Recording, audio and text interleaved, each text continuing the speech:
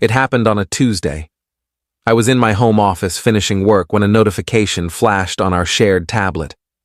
It was a text, synced from my fiancée Ava's phone. We rarely touched the tablet. It mostly sat charging, but I glanced at it. The message was from her mom. Her mom. Any progress getting him to discuss the loans? Then Ava's reply popped up as I looked. Not yet, he's dodging it, but don't worry. I'll convince him before the wedding.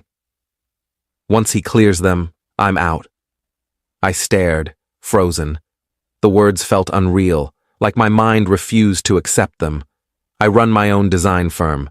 My life revolves around precision, how pieces connect, and this one sentence shattered the entire framework of my world. Out. Once he clears them. Not a prank, not a mix-up. A calculated, cold-blooded plan. My first instinct was pure fury.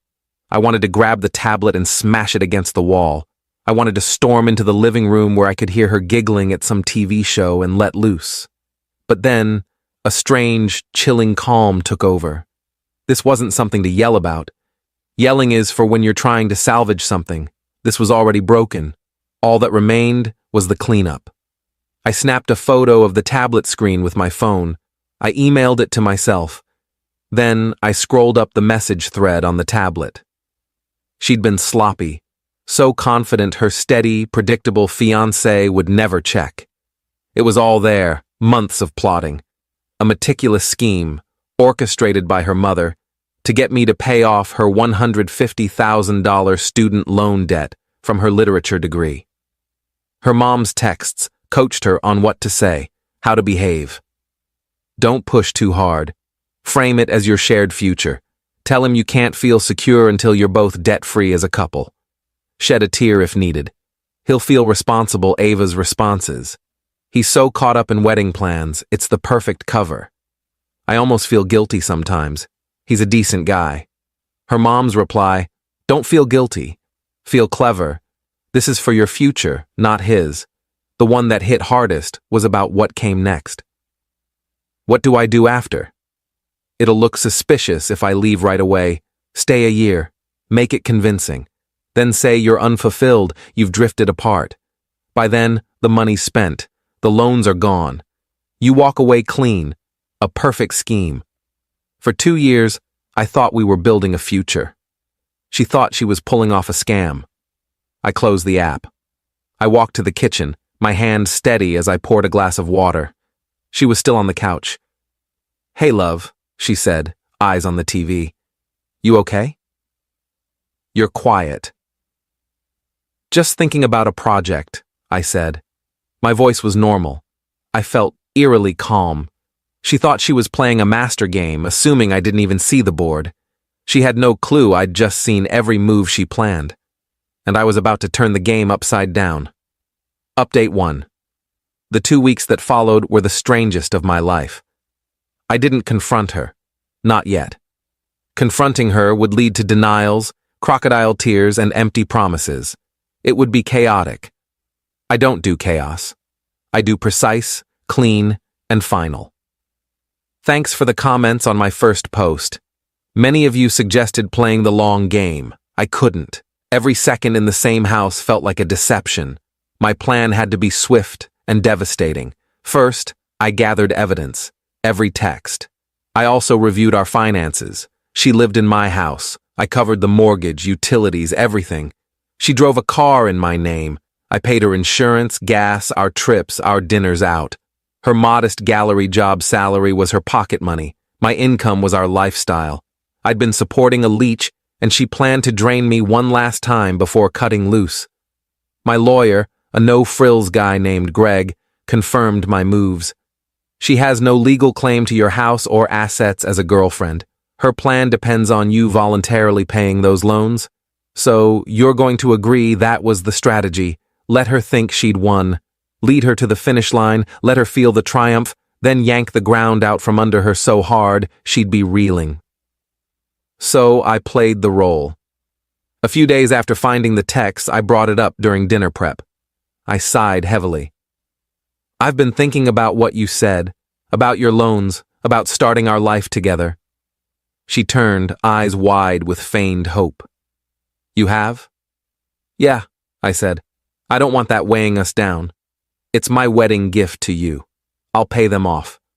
She burst into tears, a performance worthy of awards. She hugged me, sobbing about how I was the kindest, most amazing man. She called her mom right after, and I heard her mother's gleeful cackle through the phone. The prey had bitten the bait.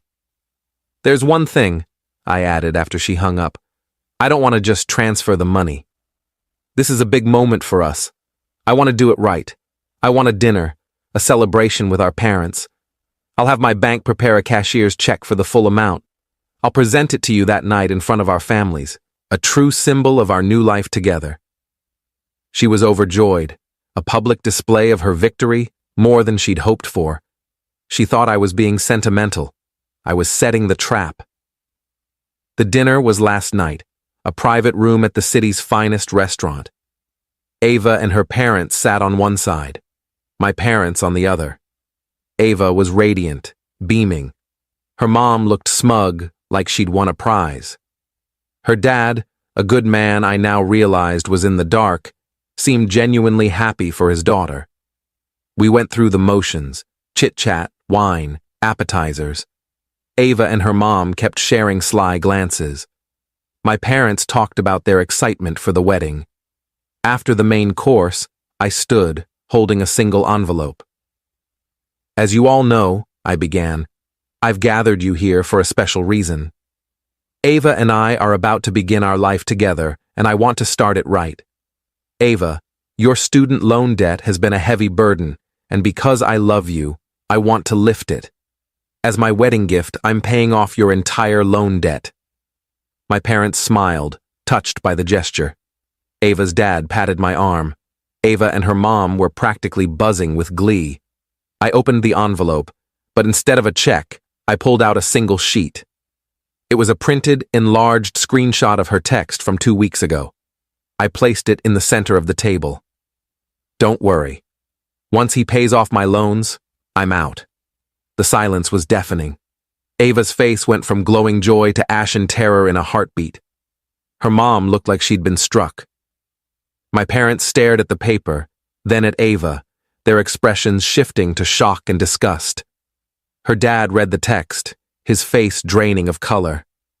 He looked at his daughter, then his wife, realization dawning painfully. This was never a marriage, I said, voice icy and steady. It was a scam. A well-crafted scam, I'll give you that. Your mother deserves credit. I pulled out more papers, copies of the text exchanges between Ava and her mom, detailing the scheme. I handed a set to my parents and one to her dad. These should clear up any questions, I said. Ava started sobbing, a pitiful, choking sound. James, no, it's not what it seems. I can explain, no need. I cut her off. Your texts explain it all. The wedding's off. We're done. I looked at her dad. I'm sorry you had to learn this way. You raised a daughter, but your wife raised a schemer.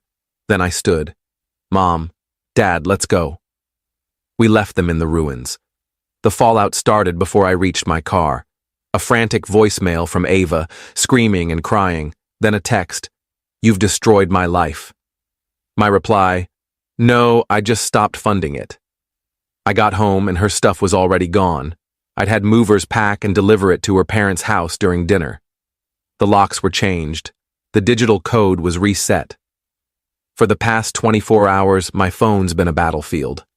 I blocked Ava and her mom's numbers, but this morning, a desperate voicemail came from a blocked number. It was her. James, please, she sobbed. You can't do this. I messed up horribly. My mom pushed me.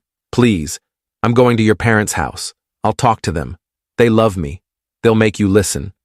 She thinks this is a bargain. She thinks her fake tears can sway my parents. She doesn't know my father. She doesn't know what happens when you try to scam a family of designers. She's about to face the man who taught me to spot a critical flaw from a distance. Hey everyone, it's James, the OP from the student loan scam post. The response to my first post was overwhelming. I read hundreds of comments, and it felt validating to know I wasn't irrational for how I handled it. Many of you asked what happened when my ex-fiancée, Ava, confronted my parents. She did, and it was more spectacular than I could have planned. Here's the final chapter. After the dinner where I exposed everything, I went silent, blocked Ava and her mom on all platforms. The quiet was refreshing. My parents, though, were getting bombarded. My mom said Ava left a dozen emotional voicemails claiming it was all a misunderstanding, that her mother pressured her into a joke. My mom wasn't fooled. I'd warned them about Ava's last desperate threat to visit their house. My dad's only reply was a cool, "Let her try." It happened Saturday. I was at home, trying to enjoy a calm weekend, when my dad called. His voice was steady, but had that sharp edge I knew well. "James," he said, "the wrecking crew's here." He put the phone on speaker and placed it on his study table by the front door. I had a front row seat. I heard the doorbell. My mom opened the door. Her tone was polite, but cold. "Ava?" "We didn't expect you." Ava's voice was heavy with fake sobs. "I'm so sorry to disturb you. I need to talk. I need to explain. James won't listen, and he's not thinking straight. He's throwing everything away over a misunderstanding." "It's not a misunderstanding when it's in writing," a deep voice interrupted. My dad, stepping into the hall. "My son showed us your texts." "All of them," Ava cried harder. "That wasn't me. It was my mother. She's obsessed with my loans. She put those ideas in my head. I love James. I'd never hurt him." My dad let her finish. Silence lingered. Then he spoke. "I'm a designer, Ava. My son is a designer. We create things, buildings, relationships, families. The first rule of creating anything lasting is a strong foundation. You don't build on lies, deceit, or a blueprint of fraud." "It wasn't fraud," she wailed. "It was a mistake." "Was it a mistake when you texted your mother you'd stay a year to make it look good before leaving?" my dad asked, voice cutting like a blade. "Was it a mistake when you wrote that once debt-free, you'd have options and wouldn't be trapped?" "That's not a mistake. That's a carefully crafted scheme. Technically impressive, morally repulsive." He wasn't shouting. He was dismantling her piece by piece with precision. "You didn't come to explain," he continued. "You came to execute the next phase of your plan. You couldn't manipulate my son, so you're trying his parents. You see us as a weak point to exploit, but you're wrong. This family isn't fragile." As Ava started another round of excuses, a car pulled up. Another knock. My mom opened the door. "Good grief," she muttered. It was Ava's parents. Her dad, Robert, led, looking uneasy. Her mom, Linda, followed, her face a mask of feigned concern. "We're so sorry to intrude," Robert began, trying to sound rational. "Our daughter's a mess, as you can imagine. This is a terrible misunderstanding. James may have overreacted." My dad cut him off. "Overreacted?" "Robert, I saw the texts. Your wife guided your daughter step by step to commit financial fraud against my son." "Did you know?" Robert bristled, feigning outrage. "Of course not. I'm as shocked as you. Linda was just trying to ease Ava's financial stress. Her approach was misguided, but her intentions were good." He was convincing. At the dinner, I'd almost pitied him, thinking he was clueless in his wife and daughter's plot. But my dad's been designing and negotiating for 40 years. He spots lies instantly.